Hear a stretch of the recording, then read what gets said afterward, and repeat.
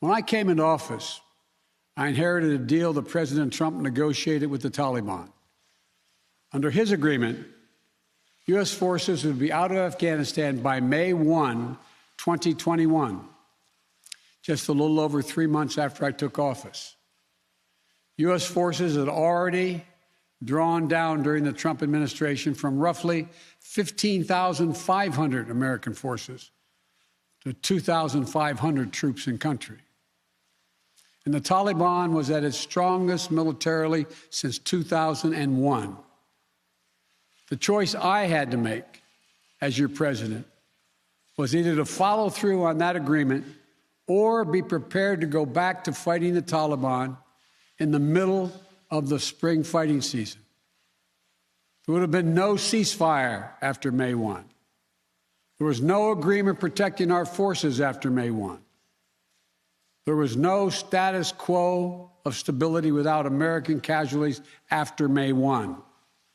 There was only the cold reality of either following through on the agreement to withdraw our forces or escalating the conflict and sending thousands more American troops back into combat in Afghanistan, lurching into the third decade of conflict. I stand squarely behind my decision.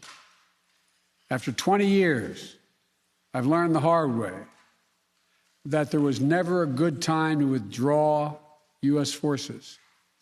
That's why we're still there. We were clear-eyed about the risks.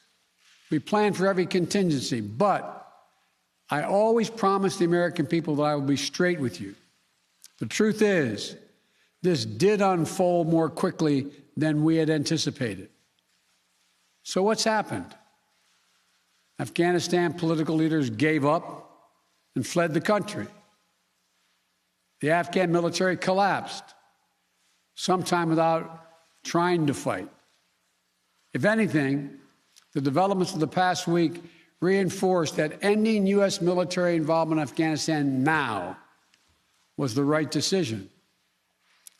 American troops cannot and should not be fighting in a war and dying in a war that Afghan forces are not willing to fight for themselves. We spent over $1 trillion.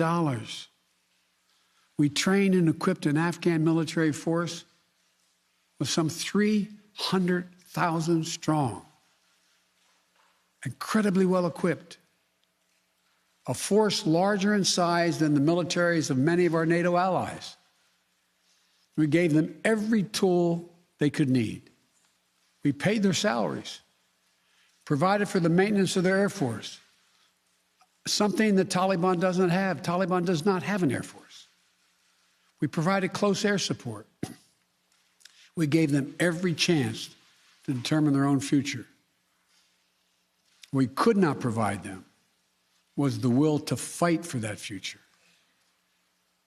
There's some very brave and capable Afghan special forces units and soldiers. But if Afghanistan is unable to mount any real resistance to the Taliban now, there is no chance that 1 year, 1 more year, 5 more years, or 20 more years of U.S. military boots on the ground would have made any difference.